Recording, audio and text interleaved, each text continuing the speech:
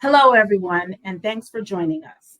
As we move through today's program, we invite you to submit any questions that you have. The Q&A tab is located on the left side of your screen. Type your question into the Ask Question box at the bottom, submit, and we'll go through your questions live at the end. Any questions that we don't get to today, we will follow up with you after the webinar. We encourage you to engage with us during our presentation. Any commentary and insights, just drop in the chat. Additional documentation is also available. You'll find them in the Docs tab on the right of your screen next to the Chat tab. Now, to officially welcome you to today's Software AG webinar titled, The Future of Process Intelligence, Are You Prepared for the Impact of New Technologies? Today's program was presented by Dr. Bernhard Schaffrick, Principal Analyst at Forrester, and Dr. Dominic Vanderhagen, Vice President and Head of ARIS Product Management. Dominic, over to you.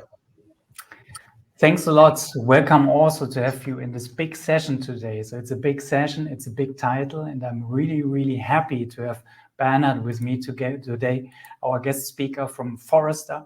And we really would like to deep dive into the future direction of the technology around business process management, process intelligence. So to really ask the question, what can we expect next? And to catch really Bernhard's perspective as well on the future. But before we will do that, we first would like to have a current common understanding on where we are with the market right now when it comes to process intelligence. So Bernhard, can you tell us more? What is the state of the market from your perspective? Yes, I can. And thanks a lot for having me and welcome everybody. I'd like to start with a kind of brief definition of process intelligence. So for whatever reason, I'm not granted access to share slides or even advance them. So maybe give it a try again. All right. Seems to work. Excellent. So how do we define process intelligence, and specifically process intelligence software at Forrester? And as you can see, software products that provide analytics, insights about an organization's processes and how they are operated, both by humans and machines, usually IT systems. And at the core of process intelligence is analytics. So trying to understand how to improve process performance. And it should be in a digestible way for people to understand. So process intelligence for us is much more than just a technology like process mining, but it's also the overarching ability of human people to make sense out of the data created by a technology like process mining, like task mining, but also some other technologies out there. Finally, process intelligence software has left its niche, and we have been closely observing the progress. And as you can tell from that chart, still in 2022, we could estimate a global software revenue, both from licenses and subscriptions related to process intelligence software only, of about $500 million US. It increased in 2023 to a little bit more than 700 million. And we're expecting to almost hit the 1 billion software revenue mark this year. Not sure if it's going to be 992, it's our estimate, or maybe a little bit over, but expecting a very steep growth also next year to definitely be quite beyond the 1 billion US dollar mark. So quite interesting what's happening regarding adoption. And I'd like to share a couple insights on why people adopt process intelligence software now, what's different from years ago, maybe even decades ago. And what we are seeing is at least these 4 drivers that accelerate adoption. And if you're starting on top, democratized development, it basically means that centralized IT organizations at companies, both mid-sized and large companies, are usually at or even over capacity. People want to implement new requirements of customers, but also of employees. And they don't want to wait for the next annual budgeting cycle and having IT create their project portfolios and wait for 9 to 12 months until anything is getting implemented. And beyond that, all these beautiful tools out there, some of them called low-code tools, some of the no-code tools, graphical tools that help you not only create automations, but also applications, they are here to be used in a democratized fashion. Now, what we are seeing is as all these democratized development tools are widely adopted across all industries by people in functional departments, in line of business departments, they are realizing if they don't look left and right regarding what is my colleague doing and how is my work embedded in broader processes, it's very hard to build robust, purposeful applications and automations. So there is a need for understanding operational processes, aka process intelligence, at the fingertip of these citizen developers or business developers, and that drives adoption. Number two, the rise of digital nomads. For many years, recruiters would try to resist or withstand recruiting specifically digital nomads because they're very hard to steer. They don't have a high company loyalty. They want to work remotely. They are highly skilled. They want to have some decent payments, very experienced people, but very hard to control and steer. So there are no economies of scale these recruiters could realize. But in the war for talent and in times of workforce scarcity and specifically talent scarcity, more and more digital nomads are being recruited and hired. And as the name indicates, they work from anywhere, and usually they work on a project by project basis. Now, what usually happens is as these people are getting onboarded, they are having a hard time before they truly understand how the company they work for on that project assignment is operating. So how to get access to an IT system, how to purchase something, how to get something approved. Now, as these people are usually very expensive from an employer point of view, you want to make sure that they are productive from day one. Unless you expose your operational approval, incident, purchase, whatever type of processes these people need to be productive in a digestible way, it's very hard for them to be productive and be worth the money you're paying them. So the rise of the digital nomads and also the gig economy and the talent scarcity is leading to a higher need of process insights, digestible process insights, hence process intelligence. Number three, many companies are automating for whatever reason. Many hit somewhat of an automation ceiling because they realized they can only do so much with the technology unless they fully understand how their company operates. So process insights, again, on an operational level, are prerequisites for full end-to-end process automation. And many companies want to go beyond the task automation and beyond automation that sits within the parameter of one IT system or one department. So going broader when it comes to automation adoption requires process insights. And last but not least, process intelligence tools themselves, they are proliferating, and not only because of Gen AI that lowers the access and entry barriers, but also because these tools become more powerful, easy to use from an experience point of view, easy to install, and this is another driver for adoption. And before we move on, we're really curious to learn from you which of these four factors drive your adoption of process intelligence at the organization you're working for. So maybe we can bring up the poll now. Yeah.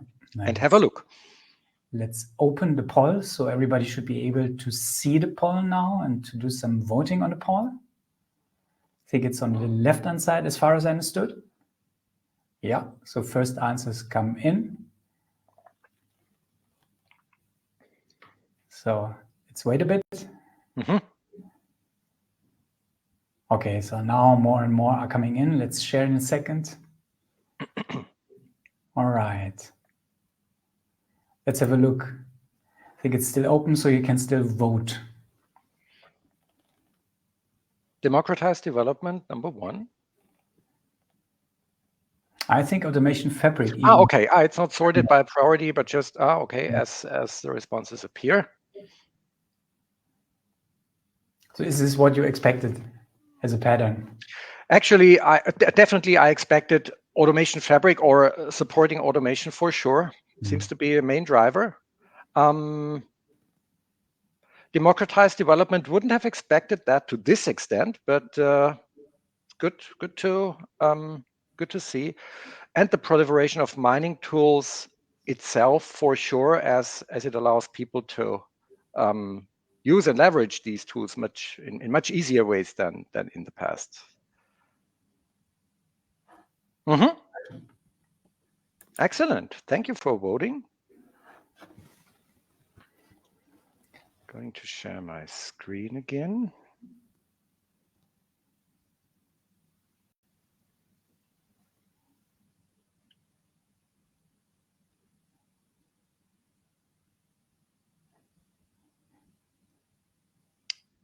All right.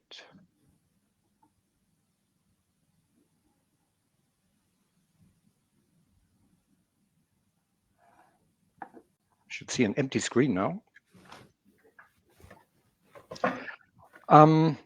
So for those of you who have been in this whole business process management domain or category for quite a while, I guess you would agree with what I'm going to share in a minute with you now. For those of you who are rather new at the table, just a couple insights where BPM was starting off and what it is right now. And in the 80s and 90s, it was pretty much somewhat of a meta capability or seen as such. So there were BPM teams with people who understood how to map out processes, how to analyze them, how to improve them, and how to turn them into IT systems, which was somewhat cumbersome. But it was still more or less a conceptual capability or discipline. And when process mining hit the market, again, almost 20 years ago, that of course was a major adoption driver. But still back then, process mining was somewhat limited to, as you can see at this bottom line, structured data coming from event logs out of transactional systems of record. It was very system-centric, but still it provided great insights into processes like order to cash, procure to pay, employee onboarding, whatever you wanted. But again, very system-centric, sometimes very complex to understand the data. So you needed to have a solid understanding about the underlying systems. And what happened next then was that people understood that this is how systems are supposed to get work done. But how are people really working with all these systems, but also with their individual productivity tools like Microsoft Excel, like an email system or all the browser-based systems? So this is when task mining was discovered and was seen as a potential add-on or an alternative view to process insights. So all the copy-paste activities people were conducting while they were completing the order-to-cash process could now be captured, or how many data from an ERP system were manually copied into, let's say, Excel. What about the employee onboarding process that was partially implemented in a certain transactional system? What about all the other activities people would do outside of that system while they complete the employee onboarding process? So task mining added a more user-centric view on process insights. It included systems of collaboration, systems of productivity, and it was able and is able to cover unstructured data. Now, the combination of both process and task mining, of course, provides the greatest level of insight into processes from a technical point of view. And if you look at what BPM today is about, it's not so much about this mapping and designing and maybe adding some as-is data to process understanding, but it's about reorchestrating work. So there are lots of use cases that are coming from a purely business point of view or a functional point of view. Let me give you 3 examples. One is coming from IT. Your problem is your first time right resolution rate of incidents is somewhat low, 68%. You want to know why. Now you use process and task mining in combination, and you would realize that maybe it's due to the fact that knowledge is inaccessible for the agents. So what you do is you derive actions like, let's map out those knowledge libraries. Maybe we have to technically connect the disparate knowledge sources we are using, so to make it easier for people to find the knowledge they have to find. And that leads to first time right rate increase to 82%. And you found that out because you reiterated on your process and task mining project, and you learned that actually the FTR rate could be increased up to 82%. So a purely somewhat of a business-driven problem solved through process insights, leading to different measures like reconnecting knowledge sources, reconnecting applications, training people. Another example, know your customer checks in banks. So you realize that even though it's supposed to be one default process executed identically across your branch offices and all the offices of the bank, you realize it's not happening. There is so much variation and you want to understand why. So again, you use process intelligence tools to find out that it's a couple branch offices that have a high degree of variability in those processes. And process intelligence gives you the reason why. Heterogeneous applications and tools to do the KYC check. So one decision you could take from that is, let's automate and standardize the tool chain so that every branch office can do it in a similar way or the same way, which would allow you to reduce your non-compliance risk regarding KYC checks by a certain degree. So a business problem solved through process insights, leading to actions, improving not only the process, but in this case, decreasing a compliance risk. Another case, which I'm hearing very often, we have a cash flow problem, but we don't know why. Leveraging, of course, in relevant processes, task mining and process mining could lead to a root cause, which could read as unstructured planning activities, leading to a lot of cash flow inefficiencies. So what could you do about it? You redesign your planning flow of work.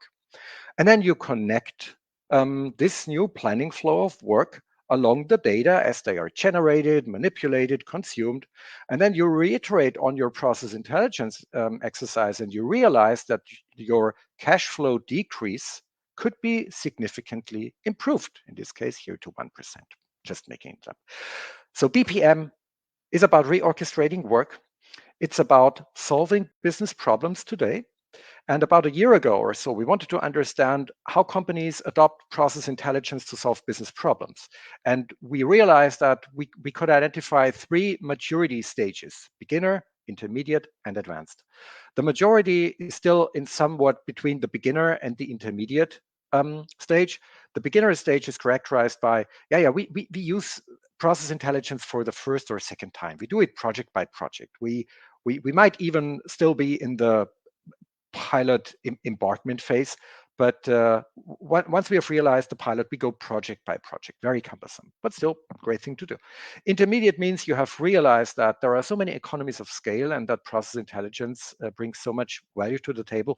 You want to institutionalize it. You want to centralize it for reusability. So you build a COE. And there are learnings. And every time you conduct a process intelligence project, you're getting faster and more efficient.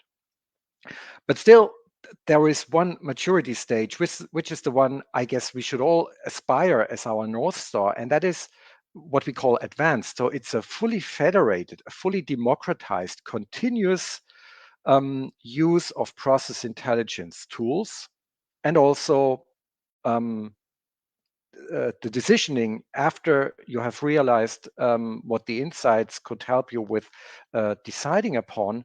That is something that's not limited to a COE or a team of specialists, but almost everybody could do it. And in this context, and back then we only found a handful of companies being there. So the majority really on the left or in the middle column. So these handful of companies, they made sure that people outside of the COE were trained accordingly, not having to have a data scientist or whatever type of degree, but understanding how to read process data, how to turn them into insights, how to derive decisions regarding improving process performance from these. And that's why we introduced the term citizen process expert adjacent to a citizen developer. So think about one of the 4 factors of adoption, democratized development, as people outside of IT, aka citizen developers, develop automations, develop applications. They need to understand how their processes operate. So they also need somewhat of a citizen process expert role. So you must tell them how to make sense out of the process data. Now, this is a little bit far out, but we can already see early signs of this fully federated approach to process insights. And As we see more and more companies intending to automate more, to federate software development, this is probably happening in the years to come. This was supposed to be a short snapshot of what we are seeing right now and what we envision to happen in the years to come. And with that, I'd like to get back to Dominic. Yeah, thanks a lot. So there's a quick question maybe that we could pick up right now. I think it's the easy one. It was a question, what is meant with COE? Center of Excellence. Yeah, so it's the centralization of knowledge and, of course, licenses and access to process intelligence software and probably training. All right. I love it. Thanks a lot for sharing these insights about the current state of the market. So I loved as well a lot how the different building blocks actually build upon each other also when it comes to the maturity perspective. So with the beginner, with the intermediate, with the advanced. Let's now have a discussion more about also, and you use also in some different contexts, the word North Star in terms of where are organizations heading to. And I actually would like to get into a discussion with you on 3 North Stars that we have also in our mind when it comes to the question, where will we evolve with the technology in the future? So is there specific directions for PI and for PPM when it comes to the technology perspective? And I think a lot of topics you already touched.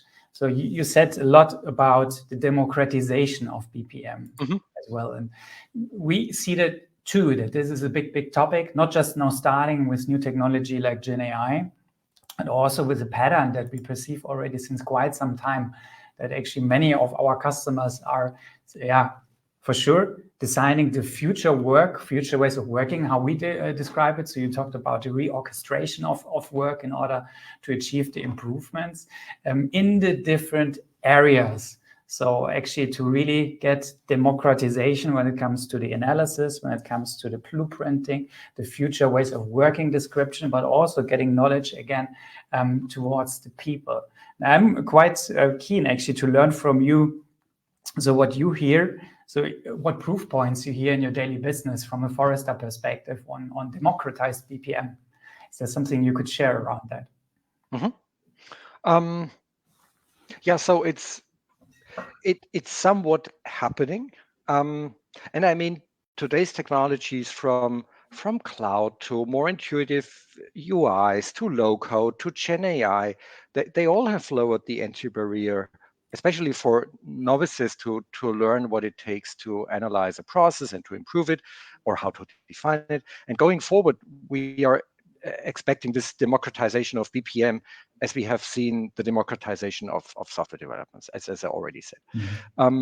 So in the past, when I was talking to clients about process intelligence or process management, these were always expert conversations with roles like head of BPM, head of process management, or the famous Six Sigma black belts. And nowadays, the majority of clients I'm having a conversation with about these topics, they are coming with a non-BPM, non-PI, non-process intelligence background. They are interested in those topics like automation or software development or customer experience improvement or transformational success as part of their transformation programs, how to increase effectiveness of company operations and so on. So it has become a topic for many players and stakeholders within an enterprise ecosystem.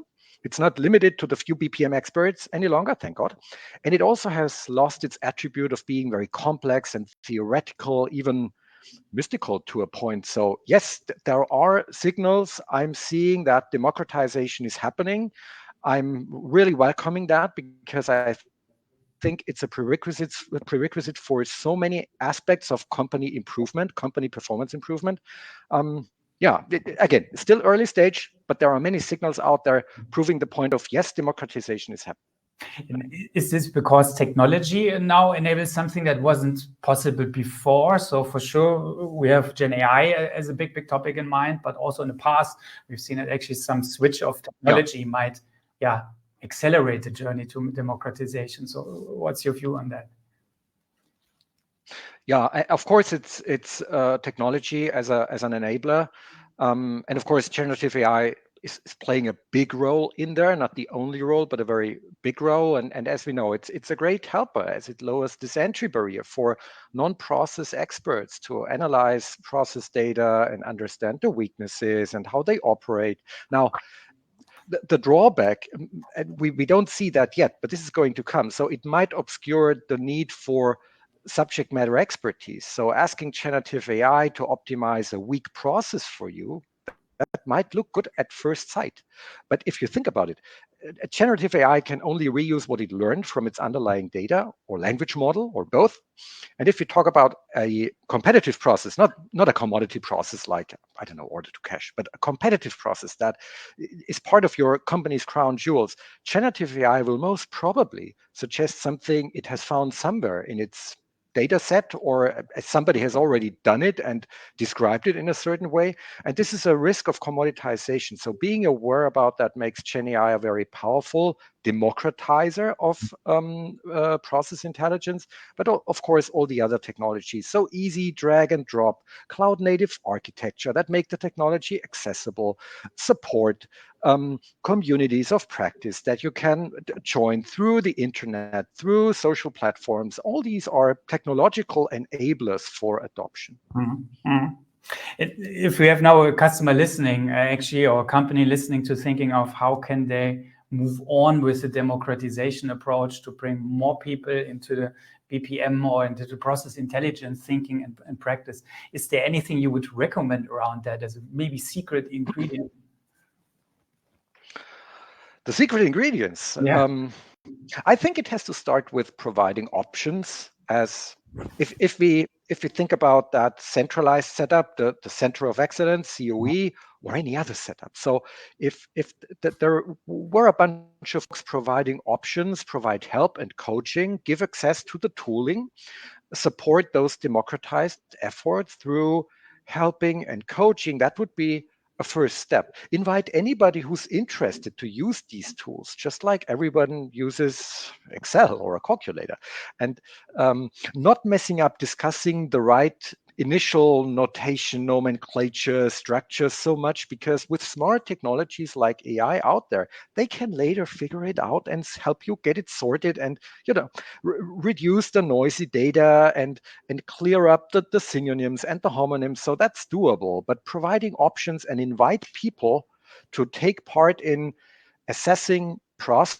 holistically, I guess that's a great step forward. And all these companies, if you remember, those that are on the far right, that actually did that. And all the companies on the left and in the middle side were more like, it's an expensive technology. We have to start with a small team, and we don't want to make any mistakes, and we don't want to risk any efficiencies and overlaps.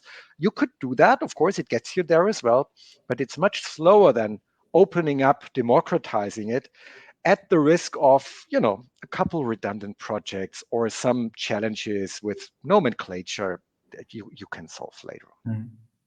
You're already touching the next topic a bit from my perspective as well, with what you just said. So are there any major risks that companies should actually take and keep in mind when they would like to move on with democratized BPM, with the technology enabler? I think you already picked some already, but I think it would be worth also to talk about these. So, I mean, as you could tell from what I already said, for me, it has become a prerequisite out of so many other drivers which we already discussed. And what I think should never happen again is that process teams sitting somewhere in an organization having a very hard time to justify their existence and coming up with a positive ROI of what they do, because there is no immediate benefit of providing insights into processes. And I see that need for process insights, both by the practical use cases I see and the value promises, and also bottom up. It's the people who want to use more automation. It's the software developers who are so fed up with written requirements. They want to see how the company operates and how the people operate with IT. And what about the handovers between manual activities and digital activities and how it's implemented in the systems? So this is somewhat of a natural driver right now. And there is no risk at all, again, on the contrary. So it would be a risk to miss the boat now as those companies that are leading with automation, with democratized development, and some other factors, they are performing better than the other ones, than the laggards. All right. Yeah. Thanks a lot. So I think the signal is clear. Move on. So move on. Take progress. Yeah. I actually would like to pick that up as well to shape the perspective a bit into a different angle, apart from the democratized BPM and the democratization of process intelligence, with thinking of how could process management, also processes which are actually executed, more move into the direction of, I described it a bit as like some kind of a heads up processes. So just imagine like sitting in a car, driving, executing the process of mobility, and really seeing a lot of instructions in front of you. Actually, do you need to take the next exit on the right side, for instance? When will you actually have some risks that you need to take care of? I think this is a pattern, and would like to discuss that with you. So this augmentation within the process execution, within the process reality, which not just happens in the car somehow, because so we've seen a lot of customers as well asking for instance, mobile access to give people which are blue-collar workers, not white-collar workers, sitting in front of a computer, actually giving access to operating procedures, ways of working, and so on. And I'm quite interested to learn as well. Yeah, maybe let's start with the biggest one first. Think of now processes, single source of truth, BPM. Think of having the process GPS, which guides somebody who executes a process through the organization. Is it worth to dream of a process GPS? So what is your perspective on that? It's definitely worth it. And I think you don't even need to dream about that. So I'm convinced it's coming. Maybe not for every process out there, and maybe not now, but in the next years. But starting with these famous commodity processes for sure. We know what an excellent order to cash process for a certain industry and a certain geography, a certain company size, a certain customer group looks like. So why not use this available knowledge to provide your North Star order to cash process to people to design according to that North Star benchmark and operate against it. And when it comes to company IP again, and those truly differentiating processes, maybe in R&D, maybe in product, I can envision that GPS to at least set the right guardrails for helping the human continuously improve these processes stepwise. However, under human supervision, but all these guardrails could be presented as a heads up while you design, while you ideate. Sure. All right. And from a technology perspective, is there anything which is a lever actually to make that possible? So I had a lot of discussions around this augmented BPM when it comes to a question. Actually, do we now will sit with virtual reality, augmented reality screens in front of our eyes in the future, which might be a drastic perspective of the future? Maybe not, but is there anything that you've heard that might actually accelerate the journey towards augmentation of business process knowledge and business process management? I think again it's relevant to give choices of technology, both hardware and software, depending on the process, the use case, the industry you're in. Maybe your VR goggles are not the right technology, but maybe they are. I'm already seeing process augmentation technology out there, and obviously that's in the manufacturing industry. And both software and hardware vendors in the space, they have started to provide information augmenting operational processes to operational staff. Think about digital twins of a machine or a whole shop floor. It's happening, and maintenance is supported through, I don't know if it's augmented reality devices or just augmenting operational activities through a digital checklist on a tablet. So I think providing these options is important to make the technology fit a human worker. And yes, it's absolute added value to provide augmentation for process execution. It requires a lot of data. It requires the knowledge. So the subject matter expertise has to be somewhat fed into a machine that's able to provide it visually, auditorily, through prose, augmenting any type of process operations. I hope this answers your question. Yeah, absolutely. So we also see these patterns also coming, like you said, for instance, manufacturing processes. Just sharing an example.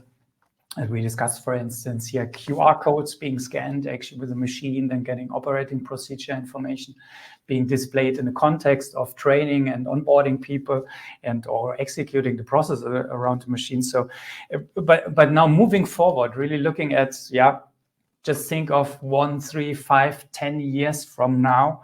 So typically the question, is it immersive enough to be adopted by a wide audience? So when do you think that some kind of augmentation technology will really be immersive, that it will be maybe the Me Too functionality that everybody has and that is actually being everybody used for? Do you have a guesstimate actually when you think this will be something which is broadly available? Yeah.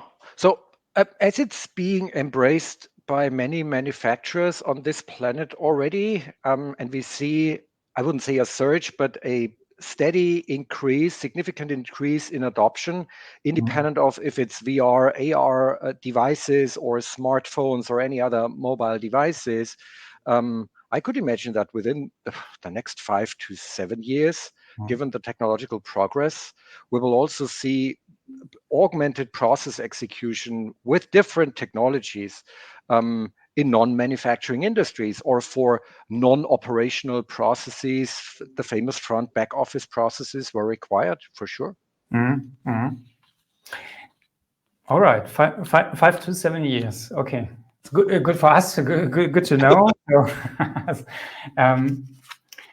Maybe one last aspect I would like to pick up, which is also resonating quite often in our user base, customer base, which is about a specific. You said a lot about operational processes for sure. Also, so operational processes are very much and very often also contextualized. So you are in a certain context, need to learn something, need to solve a certain problem. So mobility is a topic that I would like to pick up. So do you see a pattern? Or maybe not a pattern, but a portion of mobility when it comes actually to augmented BPM. So what is your gut feeling? How important mobile devices will be in that context? Yes, I see that. And in my opinion, mobile is a must. Personally, I'm having an enterprise architecture background, and one of my core architecture principles many years back already was mobile first, because maybe not the majority, but a significant proportion of users prefer mobile devices. Not only to watch stuff, but to get things done. And as more and more people are working from various places, not only the home offices, but while traveling or as they change locations and also at various times, making information and decisioning accessible to that crowd is a must. If you want to not only democratize process management, but also, as you said, to support the augmentation with knowledge. So you have to be where your user is. And I guess that answers your question. So if companies buy into that democratization, they must enable mobile process execution and mobile decisioning and also information provisioning. All right. Let's move on. So democratized, augmented BPM. The next one is, I think, also something you teased already a bit during your state of the market part, where you talked about the automation fabric. What about process automation, and for sure also the level of this automation which happens? So a question that I would like to discuss with you is also, won't we see in the future also an evolution or even a revolution towards more autonomous BPM? We're thinking of also this self-driving, self-organizing aspect much more in place. And the thought that comes to my mind is so a bit similar to when you take again the analogy of car, of mobility, of autonomous car, of self-driving. You can actually for sure talk about the different levels of autonomy and the operating mode. So coming from manual, actually moving on with assistive, with supervised, with automated, reaching autonomous at some point in stage, which really having a different level of control, but also on duty on the driver, which is sitting in the car. And I have one short video I would like to share here, which is, it's just small, just to give some indication that moving on already in that area of BPM, we are using technology, generative AI, really to releasing the driver as well for some activities. So what we've seen in a very quick one is something that we are going to launch soon, our RSAI companion, which actually models the process automatically based on the input given. So again, prompts and natural language interaction with the system. And I'm quite interested also to hear your proof points, your feedback you get actually from your customers, how far organizations are, what you see in terms of trends when it comes to this autonomy in BPM and process execution. So I would say for about 20% of the companies I'm talking to, the autonomous enterprise actually is part of their vision, and it's a written down statement. For 80%, it's something we hardly discuss, which doesn't mean it's not important or essential for you, but I think it's because it's very far out, and I think even beyond this decade. But however, it's important to think through it now. And the promise is that a system will not only run and monitor your process execution without or hardly any human intervention, but also continually improve them in autonomy. And we are not only talking about incremental improvements that happen autonomously, but also disruptive ones, which could lead up to a system recommending to replace your complete application of X as customer desires or compliance can no longer be fulfilled or satisfied through this application. And if you give that artificial intelligence, or God knows the technology, arms and legs in future, it will be able to build, test, and run that replacement application, retiring the old one. A great vision, but as of today, this is completely absurd. But again, we see early stages of thinking of that. All right. And just now dream a bit of it. We think now we are now at the point we create the future we want to see. So one step after the other, maybe, as you said, maybe some technology which really makes drastic change, the revolutionary change. But still, the question would be, and I think you picked that up already quite a lot with the augmented BPM. Is there, or do you see certain scenarios, maybe certain sweet spots in an organization when it comes to processes which are really best candidates for being more autonomous, more self-driving? Is there anything you can think of in that sense? Yeah, and actually there are some that come to my mind now. Of course, you could argue if these are deserving the label process, but think about auto qualification of insurance claims or provisioning of internet access by a telco provider. In some cases, these are already fully autonomous processes, fully automated. Fallback variations lead to another set of automations. Automations trigger other automations. So we see such examples in areas of limited complexity with a default way of completing execution. And upon deviations from this default execution and certain performance metrics that are observed in real time not being followed any longer, technology is trying to get back to that happy path or firing an event to a human to intervene. So this is something I'm already seeing. So I think the criteria for these scenarios are applicable to what we might see in the near future. So the processes must be well defined, somewhat repetitive. The underlying endpoints, so the applications or the bots or the APIs and the human workers, they must be resilient and performant at the same time. It must enable testing on the fly. The degree of process execution variability must be rather low. And of course, in future, whenever future is going to be, these restrictions will become obsolete. But these are areas where we definitely see more autonomy.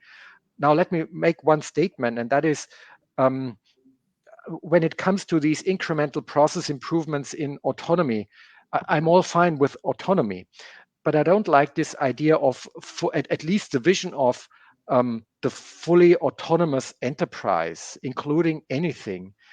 I'm not a big fan of that, because I believe in human creativity as the only force for really disruptive innovation. And if you ignored that and left it up to your somewhat intelligent artificial intelligences, I think you will miss true disruption. Yeah, absolutely. I think that's the reason why it gets more important than to find out what are the sweet spots, which type of processes are really keen actually, or which are candidates for this autonomy in the future, and for sure work with technology in that area. Maybe one last question.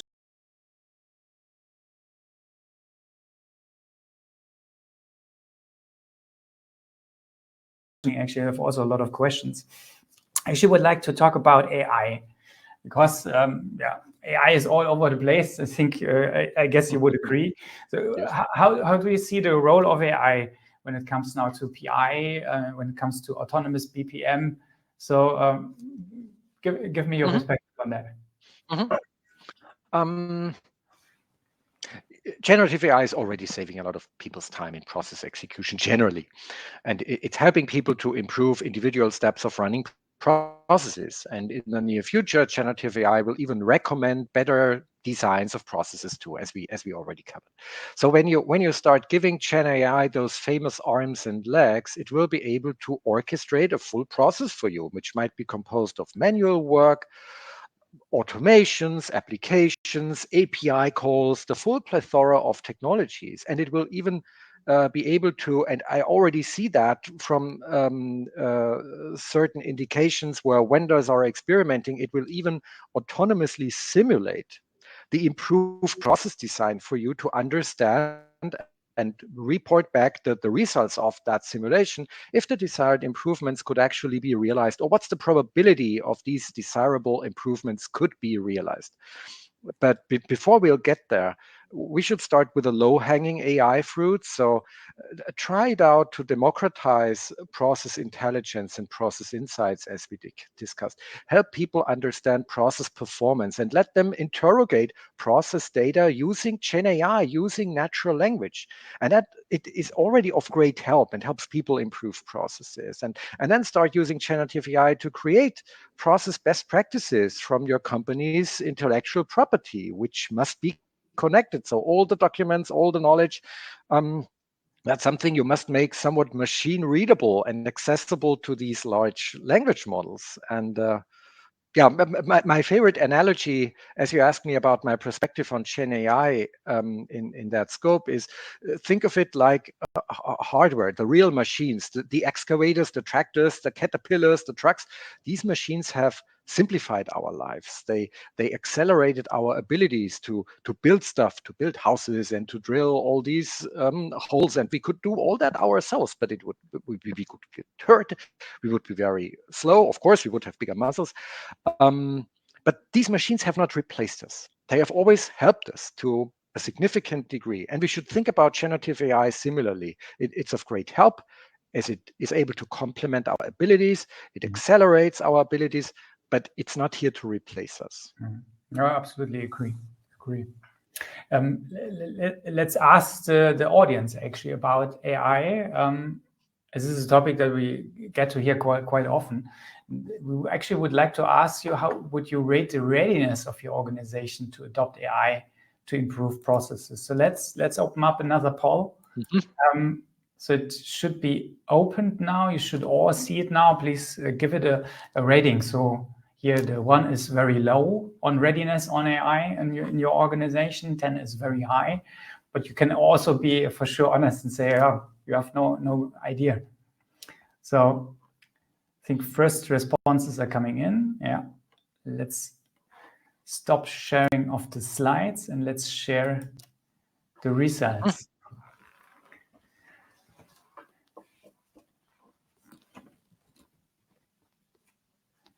I think this is one of the most asked questions we get nowadays about AI, about generative AI in the context of ARIS for sure. But I see many say, oh, still on the low maturity side of the story. Yeah, and I think it's also fair to say I don't know if I'm honest, because sometimes how would you know? Yeah, if you're not involved in the initiatives, it might be the case. Yeah. Quite some answers as well on that end. All right. Yeah, thanks a lot. So thanks a lot for sharing. Let's stop this one. So I think it gives us a good indication. Let's jump back to the screen. Give me a second. So, all right. So very, very, very interesting. Also very, very insightful. I would like to thank you quite a lot. So especially running through these different topics and North Stars, I think it was quite important to also understand your perspective in terms of the timeline. We discussed the aspects, the question on adoption, and I think we should still have some time to open up some questions now from the audience. So let's move on with the Q&A.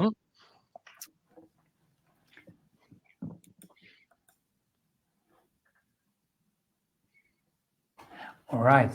I think there were some questions coming in. So let's pick it up. So I think the first question that came in, so I think it was also why you presented task minings for manual tasks where there's no data like copy and pasting. How is it done? I think it was when you talked about process mining, task mining, and the different types of technology. So actually it captures user computer interaction data, and it's done through very small software agents that you would install on a laptop, on a PC, also on a server side if you want to. And actually all these data are collected, the noise is getting reduced, and those data can be used in isolation to understand how users or one individual user is interacting with all the applications on their PCs or laptops. But you could also overlay these data with process mining data and create a connection between the event logs you captured through process mining with the user data coming from task mining. Yeah. I think next one was more comment than a question. I think it was around the democratization. So I think the comment was now the end users are becoming more active. Now the end users are becoming more active and demanding and expecting improvements and simplification and ready to be involved in a thought leadership for the path forward. Yeah, I think. Couldn't agree more. Yeah. I think then there's one more. How does the trend towards sustainability affect process software? Do you want to pick it up? Maybe I can also give some perspective. Interestingly, when I'm getting inquiries of potential economic buyers of such software, nobody asks about sustainability. Sometimes I challenge them and ask them, so in your RFI, RFP, or list of criteria, what about sustainability? What about carbon footprint? Is this a criteria? And then usually, before losing their faces, they say somewhat of, we consider that, but it's not part of our framework or something. So from an adoption side, I don't see that as a significant adoption driver, which is a pity. And Dominik, as you participated in our last wave, it was part of the criteria set. So I asked about how do you ensure not compliance to ESG reporting, but how do you ensure that you minimize the carbon footprint of the solution as you build it, as you run it, as you improve it? Yeah. I think from a pure RS perspective, I would say two comments also to build up on what you just said. So one is we do see that the software and the process intelligence tooling could help to identify and to also work on the reporting and the framework, because we do see a relationship between actually the ESG goals and also the processes. From a pure process perspective, when it comes to how we deliver the software, exactly as you said, so also having thought of actually how the development process of the software is being done in a very green manner, but also how cloud deployments are being done in a green manner. So that's a topic that we have in our mind as well when it comes to ARIS and the future of ARIS. Good question. But my impression is that at the moment, especially AI is in the mind of the people and a bit replaced as well the thought of ESG and sustainability. So might maybe change again. We'll see. I think there's one next question coming in. What topics should a BPM consultant learn to be ready for future trends? I think that's especially one for you, Bernhard. Now, there are many definitions about BPM consultants out there, and I can only answer on a rather high level. So BPM consultants, to me, they should, first of all, understand the methodical approaches to assessing process performance. How can you identify process weak points? What are the criteria to do that? And of course, most of them have some domain knowledge. So some are focusing on customer delivery processes, some other on marketing processes, some others on ERP related processes. But the methodical approach of assessing process quality and performance, it's so rare and it's so critical, and people are looking for this talent, and it's so hard to get. So being afraid of missing future trends, I guess, is not justified. But if you still feel like you're somewhat lagging behind, of course you could become a Forrester client and you read our beautiful research. But beyond that, I guess being very close to what vendors are investing in, like Software AG, and now it's Gen AI. A couple of years ago, I don't know what the trend was back then, but I guess being close to vendors is important.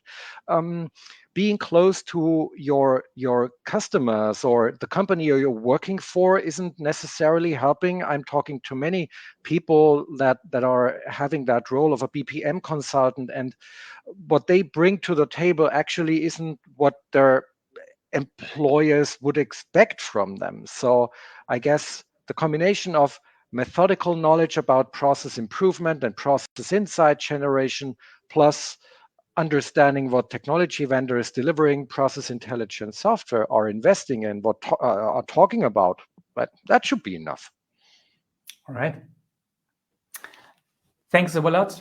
I think there was no question coming in now at the end. So I really would like to conclude, would like to thank you again for this very good session, for this valuable insights. Would like to thank everybody who participated today and listening to us, and really would like to see you as well in one of the upcoming webinars. So thanks a lot, everybody, and see you. Bye-bye.